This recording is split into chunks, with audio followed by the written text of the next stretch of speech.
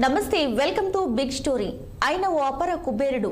America మాత్రమే కాదు, యావత్ ప్రపంచం తన చెప్పు చేతలో ఉండాలని అనుకుంటాడు. లాటిన్ అమెరికా దేశాలు మాత్రమే కాదు, భారత్ లాంటి మరెన్నో దేశాలు తన గుప్పెట్లో ఉండాలని అనుకుంటాడు. ఆయన పేరు చెబితే చాలు ప్రపంచవ్యాప్తంగా ఎన్నో దేశాలు మరెన్నో పార్టీలు మండిపడుతుంటాయి. ఈ నేపథ్యంలో ఇవాల్టి బిగ్ స్టోరీ ఓపెన్ కుట్ర.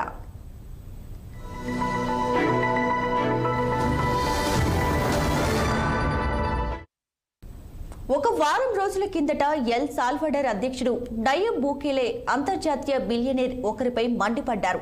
ఇతర దేశాల ప్రభుత్వ విధానాలు, చట్టాలను ప్రభావితం చేసేందుకు అపర కుబేరుడు ప్రయత్నిస్తున్నారంటూ ఆరోపించారు.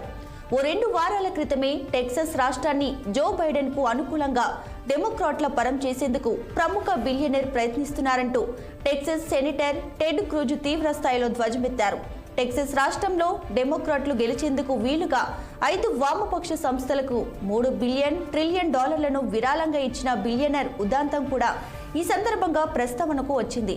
అయితే మరోవైపున 4-5 రోజుల క్రితమే బెంగళూరు విమానాశ్రయంలో దిగిన ఓ మహిళను సెక్యూరిటీ ఏజెన్సీలు అడ్డుకొని అటు నుంచి అటే ఆమెను లండన్ ఫ్లైట్ ఎక్కించేశాయి. చూసేందుకు ఇవన్నీ విభిన్న సంఘటనలుగా కనిపించిన వాటన్నిటి వెనుక ఉన్న ఒకే ఒక వ్యక్తి అంతర్జాతీయ బిలియనీర్ జార్జ్ సోరస్.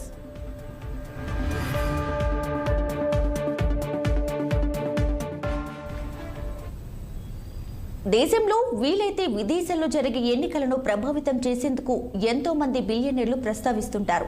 మరి ముఖ్యంగా అమెరికన్ బిలియనీర్లు ఇలాంటి కుట్రలకు తెరతీస్తుంటారు. ఇలాంటి బిలియనీర్ల గురించి 2015లోనే వాషింగ్టన్ పోస్టు ప్రముఖంగా ప్రచురించింది. అలాంటి వారిలో ప్రముఖంగా వినిపించే పేరు జార్జ్ సోరస్. అప్పట్లో ఆయన 10వ స్థానంలో నిలిచారు. ఇప్పుడు మాత్రం నెంబర్ 1 స్థానంలో నిలుస్తున్నారు.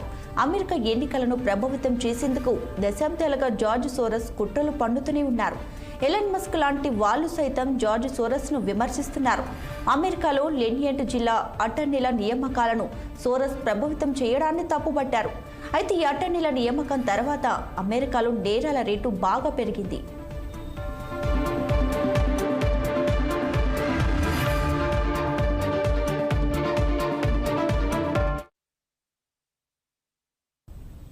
జార్జ్ సోరస్ కొన్ని దశాబ్దాలుగా అమెరికా ఎన్నికలను ప్రభావితం చేసేందుకు ప్రయత్నిస్తూనే ఉన్నారు.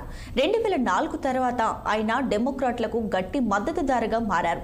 కాలిఫోర్నియాలో మార్జువానాను చట్టబద్ధం చేసేందుకు అప్పట్లోనే $1 మిలియన్ విరాళంగా ఇచ్చారు. అంతేకాదు ప్రెసిడెంట్ ఒబామాను మరోసారి గెలిచేలా చేసేందుకు మరో $1 మిలియన్ విరాళంగా ఇచ్చారు. ఇక అంతేకాదు సమాజంలో అలజడులు రేకెత్తించే వివిధ ఆందోళనలకు ఆయన గట్టి మద్దతుదారు అనే ఆరోపణలు కూడా ఉన్నాయి. Occupy wall street, black lives matter లాంటి వెనుక ఆయన హస్తం ఉన్నట్లు వినిపించింది. భారతదేశంలోనూ అనేక మతపరమైన, సామాజిక పరమైన ఆందోళనల వెనుక ఆయన హస్తం ఉన్నట్లు పలు ఆరోపణలు కూడా ఉన్నాయి.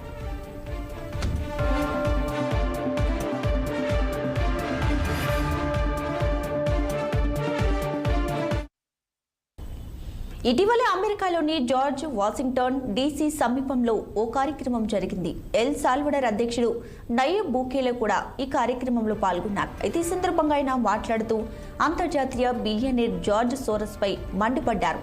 అమెరికాతో పాటుగా తమ దేశంలోనూ ప్రభుత్వ విధానాలు, చట్టాలను ప్రభావితం చేసేందుకు జార్జ్ సోరస్ ప్రయత్నిస్తున్నారంటూ ఆరోపించారు. అలాంటి వాళ్లను ఆయన చీకటి శక్తులుగా అభివర్ణించారు.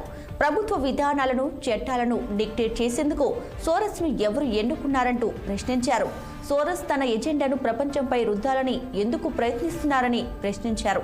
అయితే ఇక తమ దేశ ప్రజలు ఇప్పుడు సోరస్ ప్రభావానికి, ఆయన సంస్థ ఓపెన్ సొసైటీ ఫౌండేషన్ ప్రభావానికి దూరంగా ఉన్నారని గుర్తు చేశారు.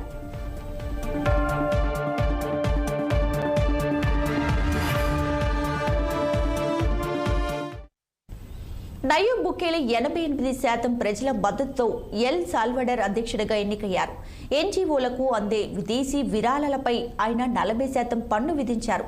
దీన్ని అక్కడి కొందరు జర్నలిస్టులు తప్పుపట్టారు. వారిలో అత్యధికులు జార్జ్ సోరస్ కి చెందిన ఓపెన్ సొసైటీ ఫౌండేషన్ తో సంబంధం ఉన్న వాళ్లే కావడం విశేషం. ఎల్ సాల్వడర్ అనే కాదు, భారత్తో సహా పలు దేశాల్లోనూ ఓపెన్ సొసైటీ ఫౌండేషన్తో సంబంధం ఉన్న జర్నలిస్టులు, ఆయా దేశాలకు చెందిన కొందరు నాయకులు పార్టీలకు వ్యతిరేకంగా వ్యవహరించడం సాధారణమైపోయింది. ఎన్నో లాటిన్ అమెరికా దేశాల్లో జర్నలిస్టుల ముసుగులో ఉన్న రాజకీయ కార్యకర్తలకు జార్జ్ సోరస్ నుంచి ముడుపులు అందుతున్నాయంటూ ఎల్ సాల్వడర్ అధ్యక్షుడు నయీబ్ బుకేలే విమర్శించారు. జర్నలిస్టుల ముసుగులో కొందరు జార్జ్ సోరస్ కి అనుకూలంగా ఒక గ్లోబల్ ఎజెండాతో పనిచేస్తున్నారంటూ ఆరోపించారు.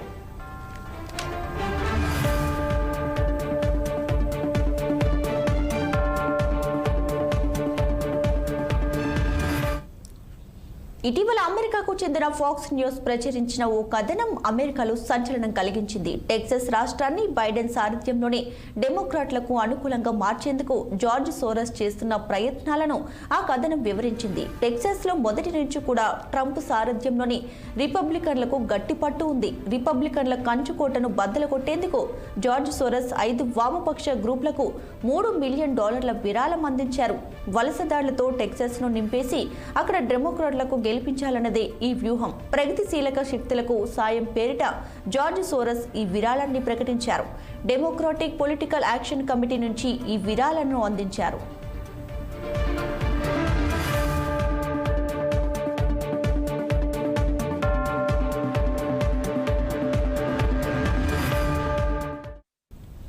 అమెరికాలో లాటిన్ అమెరికా మూలాలు ఉన్న వ్యక్తులు చాలా మంది ఉన్నారు. వీరిని హిస్పానిక్స్ గా వ్యవహరిస్తుంటారు. వీరిలో కొందరు డెమోక్రాట్లకు, మరికొందరు రిపబ్లికన్లకు మద్దతిస్తుంటారు. రిపబ్లికన్లకు మద్దతిస్తున్న హిస్పానిక్స్ నాయకులను ఓడించేందుకు జార్జ్ సోరస్ ప్రయత్నిస్తున్నారంటూ ఆ వర్గానికి చెందిన మైరా ఫ్లోరెస్ ఆరోపించారు. మెక్సికోలో పుట్టి ప్రతినిధుల సభకు ఎన్నికైన మొట్టమొదటి రిపబ్లికన్ మహిళ ఆమె. లాటిన్ అమెరికా మూలాలు వ్యక్తులు డెమోక్రాట్లకు ఓటేయడం ఆనవాయితీగా వస్తుంది. ఇటీవలి కాలంలో మాత్రం ఆ ట్రెండ్ మారింది. ట్రంప్ సారథ్యంలో రిపబ్లికన్ పార్టీకి సైతం వీరు అండగా నిలుస్తున్నారు.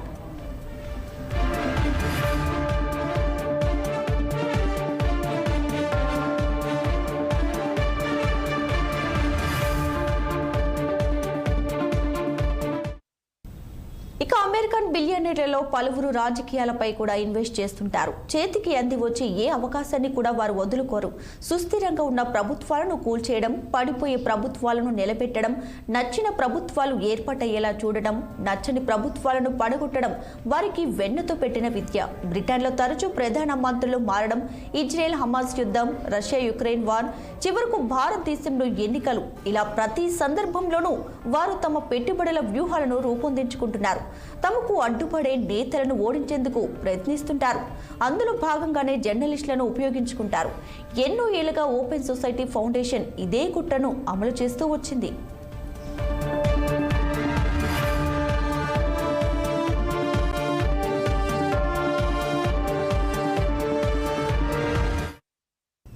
ఫెలోషిప్ పేరుతో లేదంటే విరాళాల పేరుతో మేధావులను ప్రలోభాలకు గురి చేసే ప్రయత్నాలను ఓపెన్ సొసైటీ ఫౌండేషన్ అమలు చేస్తుంది. అందులో భాగంగానే జార్జ్ సోరస్ ఇజ్రాయెల్ వ్యతిరేక భావాలున్న రగ్డల్లా ప్రొఫెసర్ అజీజ్ కు పెయిడ్ ఫెలోషిప్ ప్రకటించారు. ఆ వ్యక్తి ఉగ్రవాద సానుభూతి పరుడనే ఆరోపణలు ఉన్నాయి. అయితే దానిపై సెనెట్ విచారణ కూడా కొనసాగుతుంది. జార్జ్ సోరస్ మద్దతు ఉన్న ఓపెన్ సొసైటీ ఫౌండేషన్ అజీజ్ కు $1,43,000 ఫెలోషిప్ గా అందించింది. ఉగ్రవాదంతో సంబంధం ఉన్న పాలస్తీనా అనుకూల సంస్థలకు ఓపెన్ సొసైటీ ఫౌండేషన్ ద్వారా నిధులు సమకూరుతున్నట్లుగా ఆరోపణలు ఉన్నాయి. ఓపెన్ సొసైటీ ఫౌండేషన్ 2022 సంవత్సరంలో సుమారుగా $1.3 బిలియన్ వెచ్చించింది. ఇందులో $37.7 మిలియన్ పశ్చిమాసియా, ఉత్తర ఆఫ్రికాలలో ఖర్చు చేసింది. ఇంతింత భారీ మొత్తాలను అది ఏ విధంగా పొందుతుంది, ఎందుకోసం ఖర్చు చేస్తుందనేది $1 బిలియన్ ప్రశ్నగా మారింది.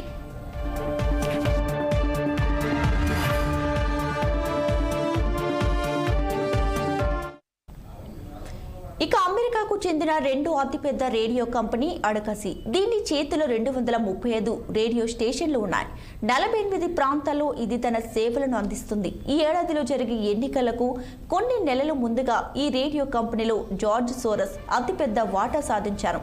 ఆయనకు చెందిన సోరస్ ఫండ్ మేనేజ్మెంట్ ఈ కంపెనీలో అతిపెద్ద వాటాదారుగా ఉంది.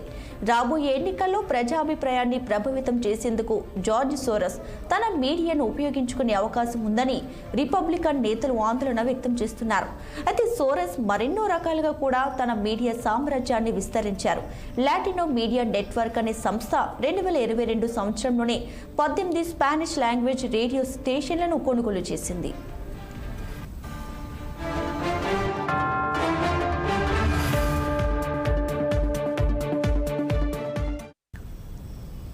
అయితే అమెరికాలో ఎన్నికల తేదీ సమీపిస్తున్న కొద్దీ బిలియనేర్ జార్జ్ సోరస్ ఆపరేషన్స్ కూడా పెరిగిపోయాయి.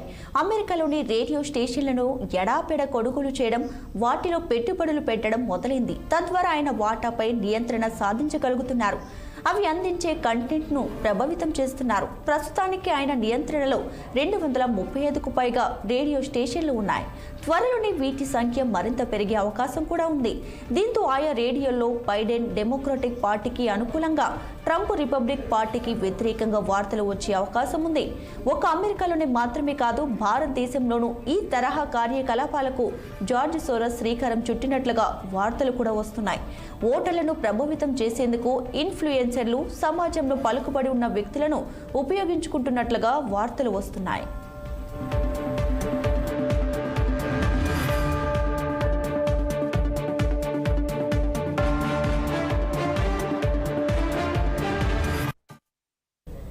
రేడియో స్టేషన్ల కొనుగోలుకు లాటిన్ మీడియా నెట్వర్క్ సుమారుగా $60 మిలియన్ వెచ్చించింది. అమెరికాలో లాటిన్ అమెరికా మూలాలు ఉన్న ఓటర్లు స్పానిష్ భాషలోనే మాట్లాడతారు. వారిని ప్రభావితం చేసేందుకే ఈ కొనుగోలు జరిగినట్లు భావిస్తున్నారు. ఈ కొనుగోలు కోసం లేక్ స్టార్ ఫైనాన్స్ అనే సంస్థ నుంచి లాటిన్ మీడియా నెట్వర్క్ రుణం తీసుకుంది. లేక్ స్టార్ ఫైనాన్స్ లో సోరస్ ఫండ్ మేనేజ్మెంట్ ప్రధాన ఇన్వెస్టర్ గా ఉంది. అంటే పరోక్షంగా ఓ 18 స్పానిష్ లాంగ్వేజ్ రేడియో స్టేషన్లు సోరస్ ఆధీనంలోకి వచ్చినట్లుంది. ఈ గోల్మాల్ వ్యవహారం నచ్చని పలువురు ప్రయోక్తలు తమ ఉద్యోగాలకు రాజీనామా చేశారు. హిస్పానిక్స్ అంటే లాటిన్ మూలాలు ఉన్న వ్యక్తుల మద్దతు తమకు తగ్గిపోతుందంటూ డెమోక్రాట్లు ఆందోళన చెందుతున్న సందర్భంలోనే ఈ కొనుగోలు జరగడం విశేషం. తద్వారా హిస్పానిక్స్ లో తిరిగి తమ పలుకుబడి పెంచుకోవడం వీలవుతుందని డెమోక్రాట్ నేతలు భావిస్తున్నారు.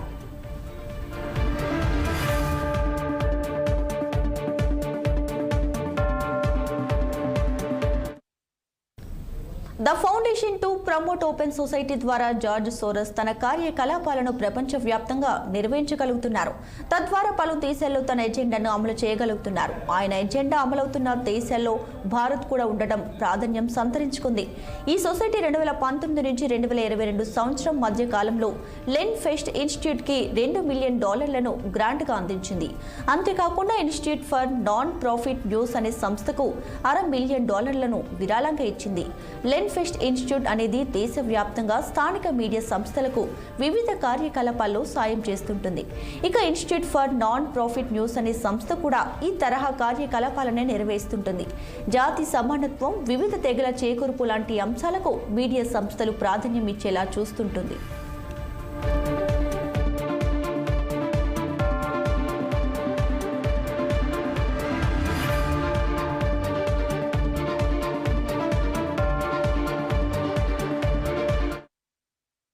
అలాగే జార్జ్ సోరస్ కు చెందిన మరో సంస్థ ఓపెన్ సొసైటీ ఫౌండేషన్. ఇది national trust for local news కి భారీ విరాళం ఇచ్చింది. ఆ మొత్తంతో అమెరికాలోని మైన్ రాష్ట్రంలో 22 ప్రచురణ సంస్థలను కొనుగోలు చేయాల్సిందిగా జార్జ్ సోరస్ ఆదేశించినట్లు చెబుతారు. మొత్తం మీద చూస్తే సమాజంలో విభజన వాదాలను, వేర్పాటు వాదాలను రెచ్చగొట్టి తద్వారా లబ్ధి పొందాలన్నది జార్జ్ సోరస్ వ్యూహంగా చెబుతారు. ఇదే వ్యూహాన్ని ఆయన భారత్లోనూ అమలు చేస్తున్నట్లుగా దశాబ్దాలుగా ఆరోపణలు వస్తూనే ఉన్నాయి. ఇక దేశంలో ఎంతో మంది ప్రముఖులు ప్రత్యక్షంగా, పరోక్షంగా జార్జ్ సోరస్తో, ఓపెన్ సొసైటీ ఫౌండేషన్తో, ఇతర అనుబంధ సంస్థలతో అనుబంధం కలిగి ఉన్నట్లుగా చెబుతారు. అలాంటి వ్యక్తులపై బీజేపీ ప్రభుత్వం విరుచుకుపడుతుంది. దాంతో జార్జ్ సోరస్ కుతంత్రాలు కూడా అంతో ఇంతో బయటపడుతున్నాయి. కాకపోతే అలాంటి వాటికి ఆధారాలు బలంగా లేకపోవడం కేంద్ర ప్రభుత్వానికి మైనస్ పాయింట్గా మారింది.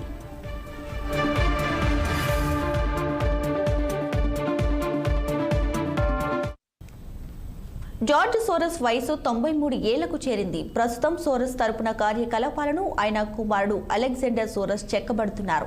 జార్జ్ సోరస్తో పోలిస్తే అలెగ్జాండర్ సోరస్ ధోరణి మరింత రాజకీయంగా ఉంటుందని అంటారు. అలెగ్జాండర్ మరింతగా లెఫ్టిస్ట్ ఆశయాలకు సహకరిస్తుంటారు. ఇప్పటి వరకు సోరస్ ఫౌండేషన్ డెమోక్రాట్లకు $4.3 మిలియన్ మేరకు తోడ్పాటు అందించిందని ఓ లెక్క. జార్జ్ సోరస్ ప్రపంచవ్యాప్తంగా పలు దేశాల అంతర్గత వ్యవహారాల్లోకి చొచ్చుకెళ్లారు. అలెగ్జాండర్ మాత్రం ఎక్కువగా అమెరికా వ్యవహారాలపై మాత్రమే దృష్టి పెడుతున్నారు. ఓటింగ్ హక్కులు, అబార్షన్ హక్కులు, లింగ సమానత్వం, భావ ప్రజ్ఞ, స్వేచ్ఛ లాంటి అంశాలను ఎంచుకుంటూ ఆ పేరుతో విరాళాలు ప్రకటిస్తుంటారు. ఈ ఆశయాలు మంచివే అయినప్పటికీ సమాజంలో విద్వేషాలు చెలరేగేలా చేసేందుకు ఇలాంటి సున్నిత అంశాలను ఎంచుకుంటారనే ఆరోపణలు ఉన్నాయి. మీడియా స్వేచ్ఛ మొదలుకొని వలసదారుల హక్కుల దాకా ఎన్నో అంశాలపై పనిచేసే సంస్థలు సోరస్ నుంచి బాగా లబ్ధి పొందాయి. ఎంతో మంది జర్నలిస్టులు, సామాజిక కార్యకర్తలు తమకు అందిన విరాళాలతో బాగా ప్రయోజనం పొందగలిగారు.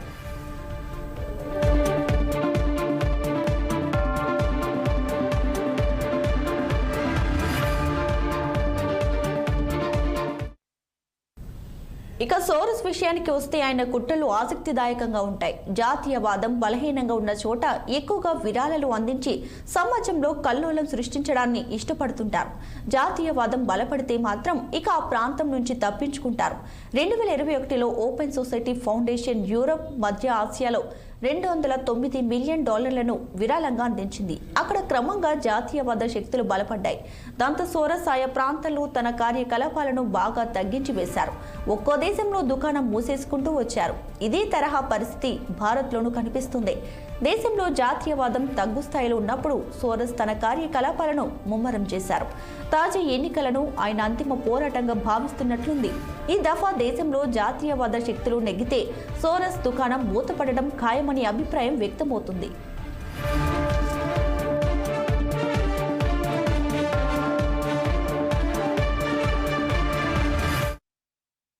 జార్జ్ సోరస్ యూరోప్లో తన కార్యకలాపాలను బాగా తగ్గించి వేశారు. 2024 నుంచి ఈ కార్యకలాపాలను మరింత తగ్గించనున్నట్లు అధికారికంగానే ప్రకటించారు. ప్రజాస్వామ్యం, మానవ హక్కుల పేరుతో దశాబ్దాల పాటు యూరోప్లో జార్జ్ సోరస్ తన కార్యకలాపాలు నిర్వహించారు. ఎన్నో మీడియా సంస్థలకు ఆయన తన ఎజెండా కింద సాయం అందించారు. ఇప్పుడు ఆ సాయం అందకపోతే మనుగడ కష్టమని అబ్జర్వర్ లాంటి సంస్థలు బోరుమన్నాయి.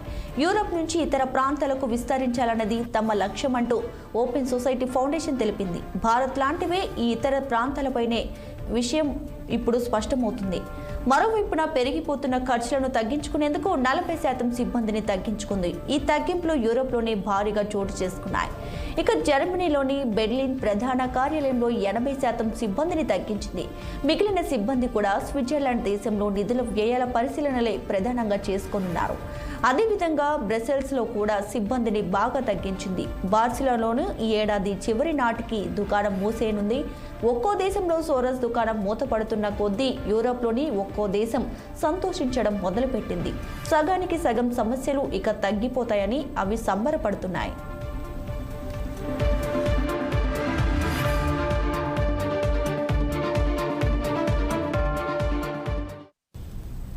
జార్జ్ సోరస్ గురించి కేంద్ర మంత్రులు గతంలో ఎన్నో సందర్భాల్లో ప్రస్తావించారు. విదేశాంగ శాఖ మంత్రి జైశంకర్ గత ఫిబ్రవరిలో సిడ్నీలో జరిగిన ఓ కార్యక్రమంలో ఆయన్ను ప్రమాదకరమైన వ్యక్తిగా విమర్శించారు. న్యూయార్క్లో కూర్చొని తాను ఇష్టపడిని ప్రభుత్వాల తలరాతలు మార్చే వ్యక్తిగా అభివర్ణించారు. ఇక దేశంలో కాంగ్రెస్తో సహా కొన్ని పార్టీలకు, సంఘాలకు జార్జ్ సోరస్తో సంబంధాలు ఉన్నాయని స్మృతి ఇరానీ వంటి ప్రముఖ బీజేపీ నేతలు ఆరోపించారు. ఇక సోషల్ మీడియా విషయానికి వస్తే ఈ తరహా పోస్టులు బాగా చలామణిలో ఉన్నాయి. దేశంలో రైతుల ఆందోళనలతో సహా వివిధ ప్రభుత్వ వ్యతిరేక ఆందోళనకు జార్జ్ సోరస్ కు చెందిన ఓపెన్ సొసైటీ ఫౌండేషన్తో సంబంధాలున్నాయని ఆరోపణలు ఉన్నాయి.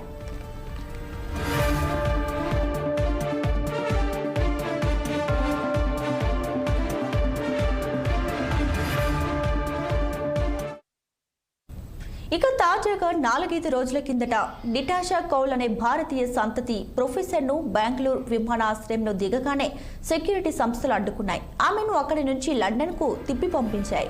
కశ్మీర్ వేర్పాటువాద ఉద్యమానికి అనుకూలంగా, భారతదేశానికి వ్యతిరేకంగా ఆమె నిరంతరంగా చేసిన వ్యాఖ్యలే ఇందుకు కారణం. కర్ణాటక ప్రభుత్వ ఆహ్వానం మేరకు ఆమె బెంగళూరుకి వచ్చారు. రాజ్యాంగం అనే అంశంపై ఫిబ్రవరి 24, 25 తేదీలో నెరవేర్చే సదస్సుకు ఆమెను వక్తగా కర్ణాటక ప్రభుత్వం ఆహ్వానించింది. కరుడుగట్టిన భారత వ్యతిరేకిని కాంగ్రెస్ ప్రభుత్వం ఆహ్వానించడంపై బీజేపీ పార్టీ మండిపడింది. ఆమెకు సైతం ఓపెన్ సొసైటీ ఫౌండేషన్తో సంబంధాలున్నట్లుగా వార్తలు వచ్చాయి. ఏమైతేనేం అమెరికా ఎన్నికలు మొదలుకొని భారత్ ఎన్నికల దాకా వివిధ దేశాల ఎన్నికల్లో జార్జ్ సోరస్ తలదూర్చారు. అంతర్గత సమస్యలను ఆధారంగా చేసుకుని తన ఎజెండా అమలు చేసేందుకు ప్రయత్నించారు. ఇది ఇంకా ఎన్నాళ్ళు కొనసాగుతుందో, ఎన్నాళ్ళు పూర్తిగా మూతపడుతుందో ఎదురు చూడాల్సిందే.